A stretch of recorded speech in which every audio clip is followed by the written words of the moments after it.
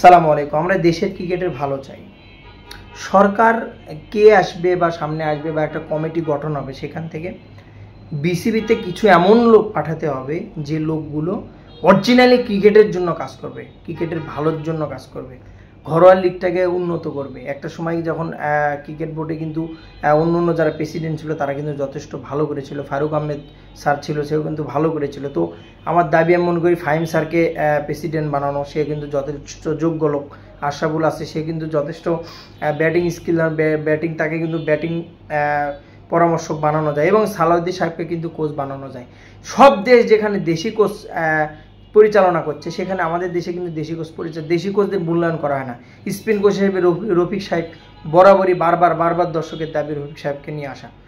আর সবচেয়ে বড় কথা যে কোনো প্লেয়ার যেন দুর্নীতি করে টাকা দিয়ে, ঘুষ দিয়ে, নান্নু বাসারদের মতো প্লেয়ারদের, নাজমুল হোসেন পাপনদের মতো মানুষদের যদি বোর্ডে রাখা হয়, তারা কিন্তু ঘুষের ঠেলায়, ঘুষ দিয়ে, টাকা দিয়ে, যারা ইয়াং যে ট্যালেন্টগুলো, সেই ট্যালেন্টগুলো কিন্তু হারিয়ে যাবে। যেমন আমিনুল ইসলাম বিপ্লব, তার কি অপরাধ ছিল? সে কিন্তু তার বাবা সিএনজি চালাতো, তার বাবা মৃত্যুবরণ করেছে, এবং তার বাবার একটা আশা ছিল তার ছেলে জাতীয় টিমে কন্টিনিউ করবে। 2 থেকে 3টা ম্যাচ খেলার পরে বাদ দিয়েছে।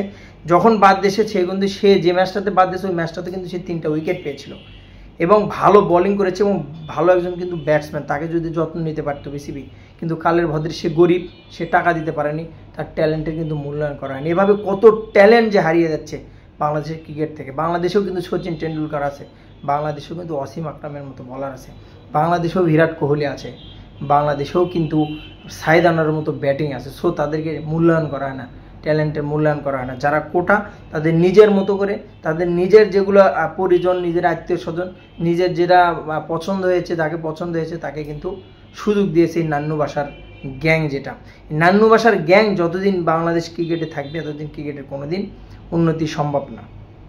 একদম ক্লিয়ার কথা। তো সরকার গঠনের পরে যদি বাংলাদেশ ক্রিকেট যদি নিরপেক্ষ একজন কাউকে দায়িত্ব দেয়, সেদিক থেকে কিন্তু বাংলাদেশ ক্রিকেটকে এগিয়ে নেওয়া সম্ভব। যতটা কিন্তু সম্ভব না, কখনোই সম্ভব না, ইম্পসিবল। সবাই ভালো থাকবেন। এর পরের আন্দোলন হবে হচ্ছে ক্রিকেট বোর্ডকে আপনার দুর্নীতিমুক্ত করা। সালাম আলাইকুম।